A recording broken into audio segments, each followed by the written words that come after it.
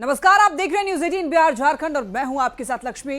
Bulletin की शुरुआत करेंगे इस वक्त की सबसे बड़ी खबर से। चिराग पासवान से जुड़ी यह खबर मिल रही है। चिराग पासवान चुनाव लड़ेंगे, विधानसभा चुनाव लड़ेंगे चिराग पासवान। एलजेपीआरवी का यह फैसला है, सामान्य सीट से उतारने का इनको फैसला। चिराग ने पहले ही चुनाव लड़ने के संकेत दिए थे। बार बार चिराग पासवान कह रहे थे केंद्र से ज्यादा वो बिहार को काफी ज्यादा तवज्जो दे रहे थे और उन्होंने हमेशा से कहा है बिहार फर्स्ट, बिहारी फर्स्ट उनकी सोच है और इसी पर वो काम करते हैं। और उन्होंने कहा था कि पार्टी अगर चाहेगी तो विधानसभा चुनाव लड़ेंगे। चिराग पासवान विधानसभा चुनाव लड़ेंगे। अब ये तस्वीर साफ हो चुकी है। एलजेपीआरवी का ये फैसला है, सामान्य सीट से उतारेंगे चिराग पासवान को और इस बार चुनाव लड़ेंगे। विधानसभा चुनाव का एक युवा चेहरा बिहार के लिए और काफी ज्यादा इनका बेस बिहार में बन चुका है। युवा काफी ज्यादा इनको समर्थन देते हैं।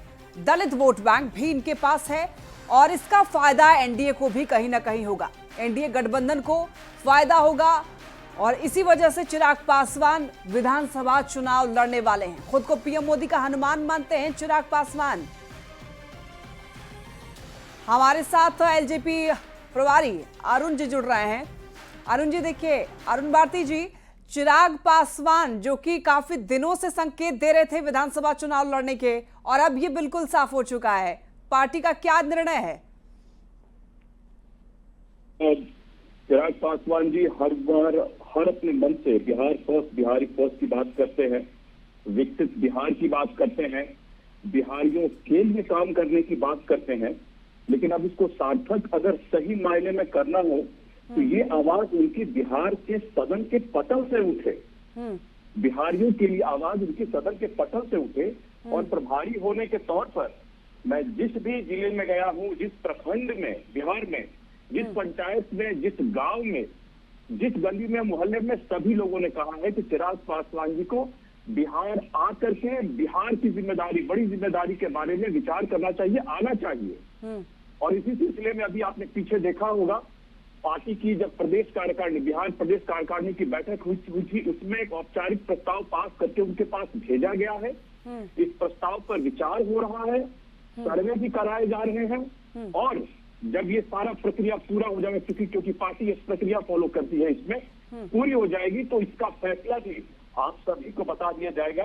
साथ ही साथ एक कार्यकर्ताओं की, बड़े वर्ग की मांग है, कार्यकर्ताओं की मांग है कि चिराग पासवान जी इतने बड़े नेता हैं कि अपने आप को किसी दायरे में सीमित ना करें और इसका सबसे बढ़िया उदाहरण होगा कि वो किसी जनरल सीट से लड़े ताकि वो सर्वमान, सभी वर्ग, सभी समुदाय, सभी समाज के नेता कहे जाए। अच्छा, और मंत्रिमंडल में रहकर ही वो चुनाव लड़ेंगे या फिर छोड़कर चुनाव लड़ेंगे? अरुण जी, देखिए, इन सभी बातों का फैसला होना बाकी है। हम लोग बड़ी ही गंभीरता पूर्वक और सीरियस तरीके से इस चीजों को ले रहे हैं, एक एक कदम चल रहे हैं। हमें इस प्रक्रिया को फॉलो करते हुए मुझे लगता है कि थोड़ा समय और लगेगा, लेकिन इस बारे में भी एक गंभीर पिक्चर निकल के अभी आने वाले निकट भविष्य में आ जाएगी। तो कौन से सीट से चुनाव लड़ सकते हैं? देखिए, सीट फाइनल नहीं है, लेकिन ये जरूर मैं कह पाऊंगा कि कार्यकर्ताओं की भावना है और हम लोग भी बड़ी गंभीरता से इस बारे में विचार कर रहे हैं कि अगर चिराग पासवान जी यहाँ आकर चुनाव लड़ते हैं तो उन्हें एक सामान्य वर्ग की सीट से, जरूर सीट से चुनाव लड़ना चाहिए। एक सिटिंग एमपी रहते हुए अरुण जी, असेंबली सीट पे चुनाव लड़ने का सोचना, इस बारे में चिराग पासवान का ये बहुत बड़ा पॉलिटिकल मूव माना जा रहा है। इसे किस तरीके से मतलब देखा जाए?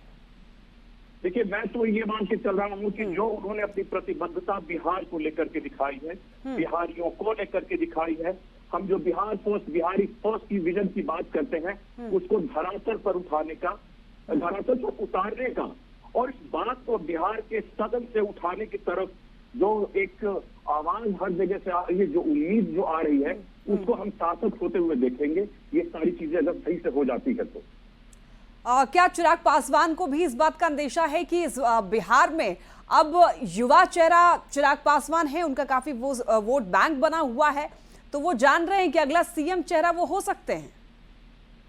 देखिए, इस बारे में हर वर्ग से, हर समाज से, हमारे कार्यकर्ताओं से, बिहार के लोगों से, हमारी पार्टी के नेताओं से, हर जगह, चाहे आप बिहार में हो, बिहार के बाहर भी हो, आपको पता होगा बिहार के बाहर भी बिहारियों का बहुत बड़ा तादाद है, और सभी जगह जहां भी अपने कार्यक्रमों को लेकर के, मंत्रालय के कार्यक्रमों को लेकर के गए हैं चिराग जी, सभी जगह से ये मांग उठी है।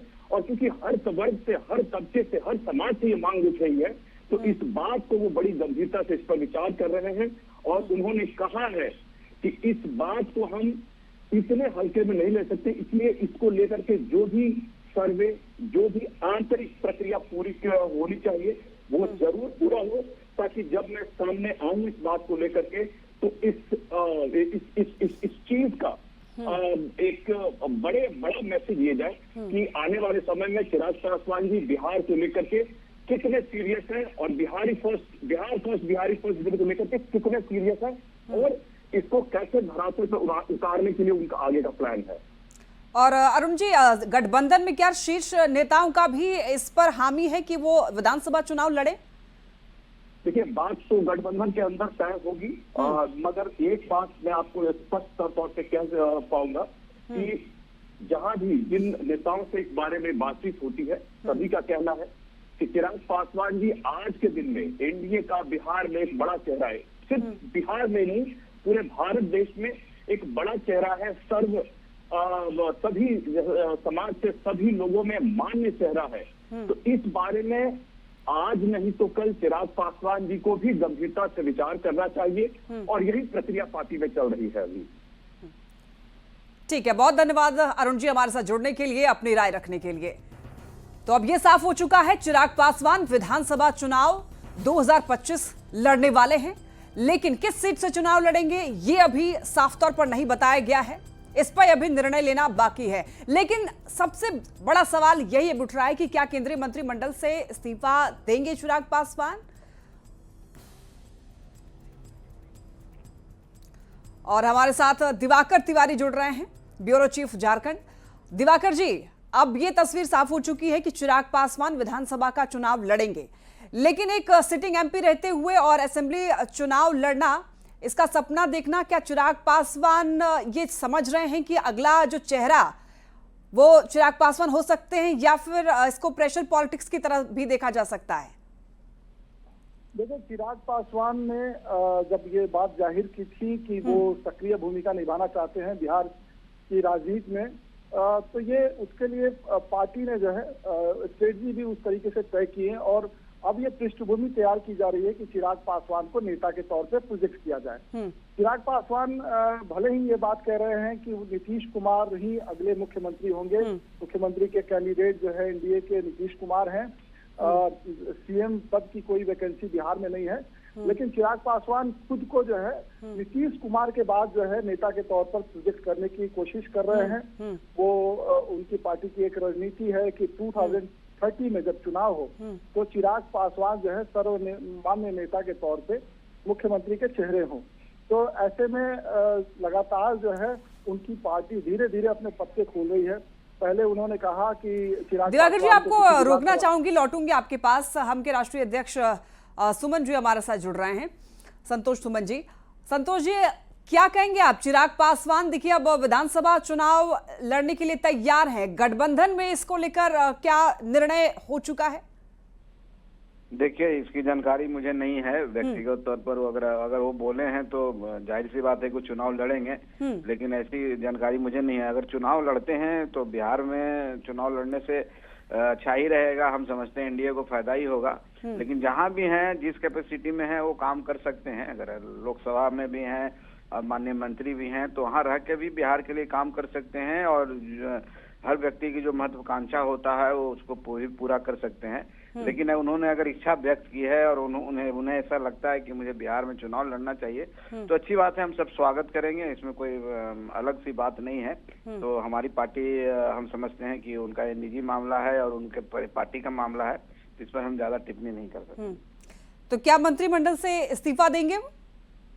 अब चुनाव यहाँ लड़ेंगे, माननीय विधायक बनेंगे तो निश्चित तौर पर वहाँ से इस्तीफा देना ही होगा। और अगर चुनाव लड़ने का मन बना ही लिए हैं तो उनको इस्तीफा दे करके आना चाहिए, फुल फ्लेज यहाँ काम करना चाहिए, और कहीं से भी चुनाव लड़ें तो ज्यादा मैसेज जाएगा। नहीं तो फिर अगर रिजाइन करके नहीं आते हैं तो लगेगा कि अभी भी दो नाव पर हैं। तो हम समझते हैं कि वो अगर वो मन बनाए तो निश्चित तौर पर पूरी तरह से आएंगे, 100% बिहार में आएंगे और चुनाव लड़ेंगे।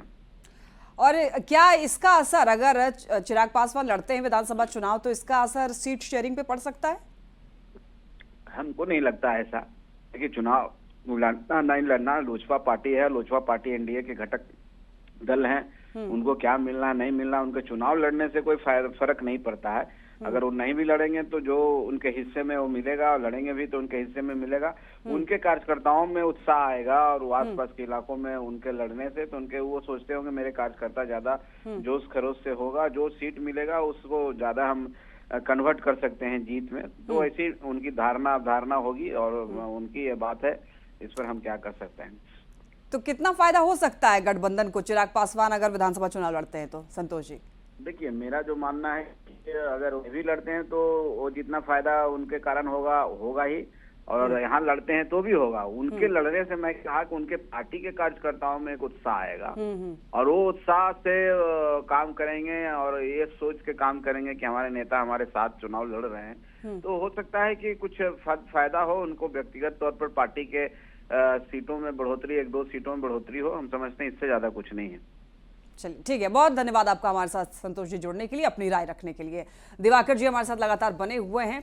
तो दिवाकर जी, एनडीए में कितना फायदा विधानसभा चुनाव अगर चिराग पासवान लड़ते हैं तो होगा, और क्या ये प्रेशर पॉलिटिक्स की तरह भी इसे देखा जाए, क्योंकि बहुत बड़ा पॉलिटिकल मूव है चिराग पासवान का? देखिए, प्रेशर पॉलिटिक्स के तौर पे भी देखा जाना चाहिए इसे, क्योंकि सीटों का बंटवारा नहीं हुआ है, सीटों के तालमेल को लेकर अभी बातचीत चल रही है। तो ऐसे में चिराग पासवान लगातार अगर ऐसे कदम ले रहे हैं, या उनकी पार्टी जो है ऐसे फैसले ले रही है, तो एक तरीके से जो है सीटों के बंटवारे से पहले एक दबाव की राजनीति हो सकती है। दूसरी बात है कि चिराग पासवान अगर बिहार के चुनावी मैदान में उतरेंगे तो उसका क्या फायदा होगा। देखिए, दलितों के वोट बैंक में सेंध लगाने की कोशिश हो रही है महागठबंधन की। ऐसे में अगर दलित चेहरे, चाहे जीतन राम मांझी हो, या चिराग पासवान हो, या संतोष सुमन हो, ऐसे नेता जब सक्रिय तौर पे जो है चुनावी मैदान में होंगे तो उसका फायदा एनडीए को मिलेगा। और चिराग पासवान जो अपनी पार्टी के दायरे को विस्तृत करना चाहते हैं, अगर सामान्य सीट से लड़ने का फैसला कर रहे हैं, तो एक तरीके से सामान्य वोट बैंक पर उनकी नजर है। यानी पार्टी के जनाधार को, पार्टी के दायरे को बढ़ाने की जरूरत है। जो पार्टी के प्रमुख मुखिया जो है चिराग पासवान, उसके मद्देनजर फैसला ले रहे हैं। एक और अहम बात है कि एलजेपी आरबी को जो है किसी खास वर्ग से जुड़ी हुई पार्टी मानी जाती है, और सीटों का तालमेल होना है। तो कई सामान्य सीटों पर जो है एलजेपी आरबी की नजर है। तो ऐसे में सामान्य सीटों को भी साधने की एक कोशिश हो सकती है कि हमारा दावा जो है सामान्य सीटों पर भी है। चिराग पासवान की लोकप्रियता या एलजेपी आरबी की लोकप्रियता सामान्य सीटों पर है, तो एनडीए में उन्हें सामान्य सीटें भी ज्यादा से ज्यादा मिले। क्योंकि अगर 5 जो है अगर सीटों की बात करें लोकसभा की जो एलजेपी ने जीती है, उसमें ज्यादातर सीटें जो है सुरक्षित सीटें हैं। तो उसी आधार पे ही सीटों का बंटवारा हो सकता है। ज्यादातर क्लेम जो है सुरक्षित सीटों पर होगा। तो ऐसे में एलजेपी आरबी ने सामान्य सीटों पर भी एक दावेदारी जो है पेश की है। इससे जो है कह सकते हैं कि एक तीर से कई निशाने साधने की कोशिश कर। और दिवाकर जी, अगर सामान्य सीट से चुनाव लड़ेंगे तो जाहिर तौर पर ये कहीं ना कहीं कंपटीशन भी बढ़ेगा अपने आप में ही। और अभी जब प्रधानमंत्री आए थे बिहार, तो उन्होंने क्राइटेरिया दिया कि इस बार अगर टिकट चाहते हैं तो आपके सोशल मीडिया पर फॉलोअर्स भी होने चाहिए। तो उसमें तो बिल्कुल फिट बैठते हैं चिराग पासवान। चिराग पासवान की लोकप्रियता में कहीं कोई कमी नहीं है। चिराग पासवान जहां भी जाते हैं, हर आयु वर्ग के लोग जो है उनको पसंद करते हैं, और युवाओं में खास तौर पे उनकी लोकप्रियता काफी है। लेकिन जब वोट देने की बात होती है तो खास वर्ग के ही आधार पर चिराग पासवान की पार्टी जो है अपना दावा ठोकती है, और उनको उसी खास वर्ग से वोट भी मिलते हैं। अगर पिछले विधानसभा चुनाव की बात करें तो 5.66% यानी 6% के करीब वोट जो है चिराग पासवान की पार्टी को मिलता रहा है। ठीक है दिवाकर जी, तो देखिए अब बिहार विधानसभा चुनाव चिराग पासवान लड़ेंगे, इस बात पर मुहर लग चुकी है। बहुत धन्यवाद आपका हमारे साथ जुड़ने के लिए। देखिए, चिराग पासवान विधानसभा का चुनाव लड़ेंगे, ऐलान हो चुका है। और इस ऐलान के बाद देखिए बिहार की सियासत तेज हो चुकी है, बिहार की सियासत गर्म है। एनडीए ने जहां उनका स्वागत किया है, तो वहीं गठबंधन के लोगों ने कहा कि एनडीए में सिर्फ उटव्वल की स्थिति है। पार्टी के नेताओं कार्यकर्ताओं की इच्छा होती है कि किसी भी गठबंधन में उनके नेता को सर्वोच्च पद मिले। इसमें कुछ भी अस्वाभाविक नहीं है। भारत के संविधान ने हर नागरिक को यह अधिकार दिया है कि कोई भी व्यक्ति कहीं से भी किसी भी चुनाव को लड़ सकता है। लोक जनशक्ति पार्टी रामविलास के राष्ट्रीय अध्यक्ष चिराग पासवान जी की बिहार विधानसभा चुनाव लड़ने की चर्चा हो रही है, तो इसमें दिक्कत और आपत्ति कहां है? उन्होंने तो खुद ही बताया है कि यह उनकी पार्टी और गठबंधन की मजबूती के लिए बेहतर होगा।